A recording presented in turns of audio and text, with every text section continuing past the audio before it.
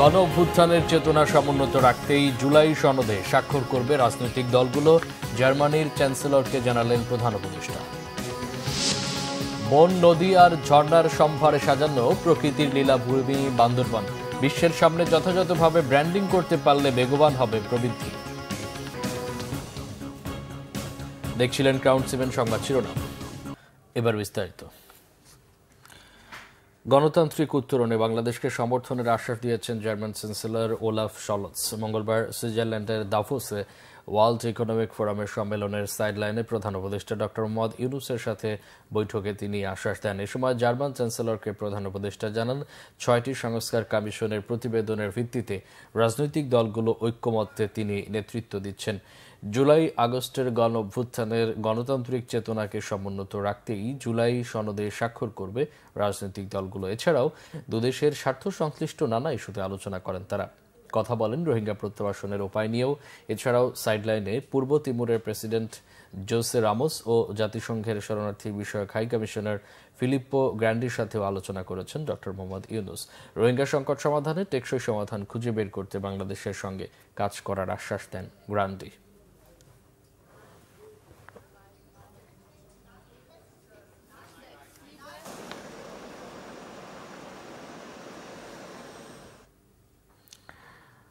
বেগম খালেদা জিয়ার চিকিৎসায় London ক্লিনিককে one stop service হিসেবে ব্যবহার করা হবে। 2-1 দিনের মধ্যে আরও 2জন বিশেষজ্ঞ চিকিৎসক বেগম জিয়াকে দেখবেন, জানিয়েছেন তার ব্যক্তিগত চিকিৎসক AZM জাহিদ হোসেন। প্রতিদিনের মতো 21 জানুয়ারিও মাকে দেখার জন্য হাসপাতালে আসেন বিএনপির ভারপ্রাপ্ত চেয়ারম্যান তারেক রহমান, পুত্রবধূ ডাক্তার জুবাইদা রহমান সহ পরিবারের অন্যান্য সদস্যরা।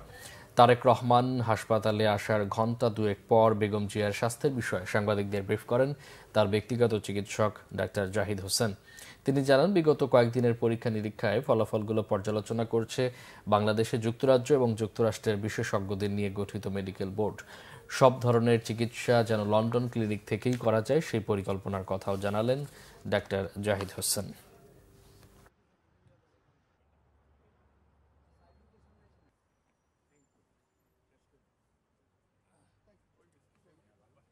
ওনার এই মুহূর্তে সবচেয়ে মানুষের দেহের সবচেয়ে গুরুত্বপূর্ণ অঙ্গ প্রত্যঙ্গের মধ্যে, অর্গানের মধ্যে সবচেয়ে বেশি হচ্ছে ব্রেন, তারপরে হচ্ছে হার্ট, তারপরে হচ্ছে লিভার, তারপরে হচ্ছে কিডনি।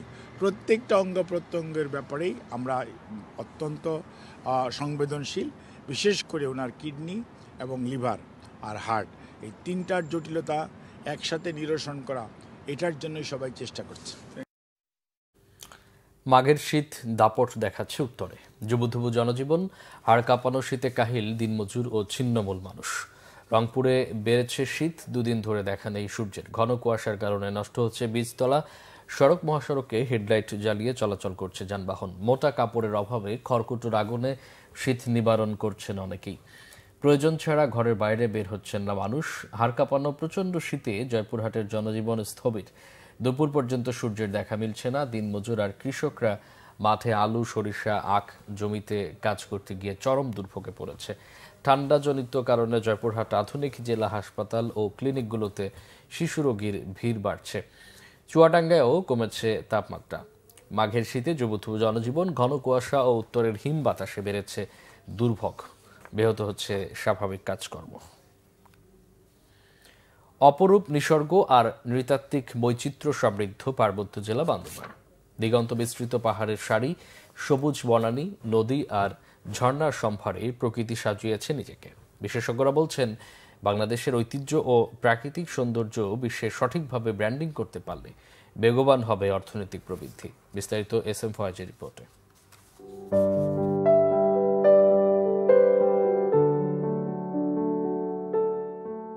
পাহাড় কন্যা বান্দরবান।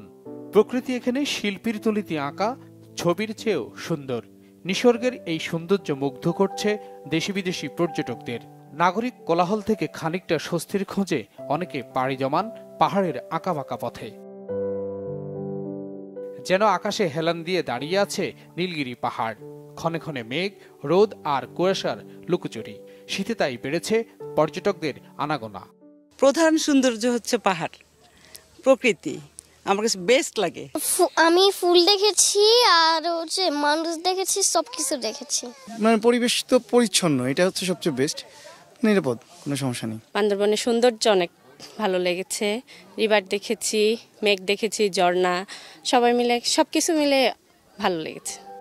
অনেকে এসেছেন পরিবার পরিজন নিয়ে, ঘুরে ঘুরে মুগ্ধ চোখে দেখছেন অপরূপ নিসর্গ।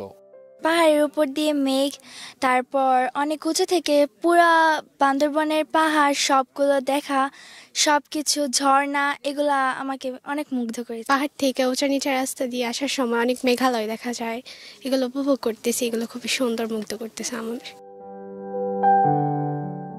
দু চোখ যেদিকে যায় দিগন্ত জুড়ে পাহাড়ের পর পাহাড়, সবুজে ছাওয়া অরণ্যরাজি। বান্দরবানের প্রাকৃতিক সৌন্দর্য কত সুন্দর, কত পাহাড়, এখান থেকে কত সুন্দর কুয়াশায় ঢাকা, সবকিছু দেখা যায়।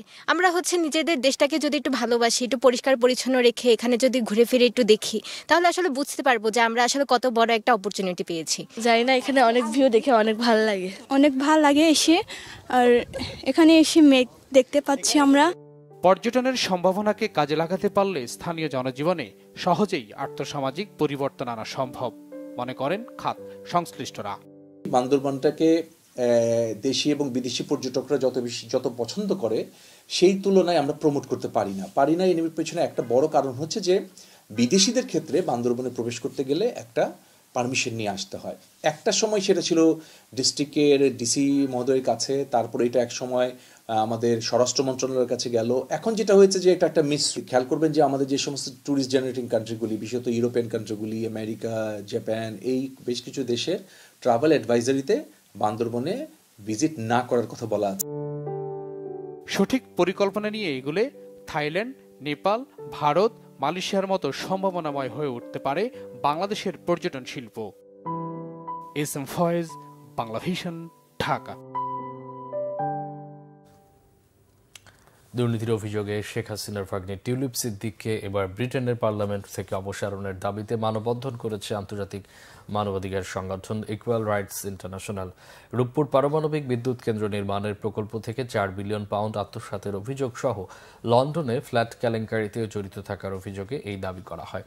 মঙ্গলবার দুপুরে ওয়েস্টমিনিস্টার পার্লামেন্ট ভবনের বাইরে আয়োজিত মানববন্ধনে লন্ডনে বসবাসরত মানবাধিকার কর্মী সহ পেশাজীবীরা উপস্থিত ছিলেন। এ সময় তারা বলেন, দুর্নীতিগ্রস্ত কাউকে ব্রিটেনের পার্লামেন্টে তারা দেখতে চান না।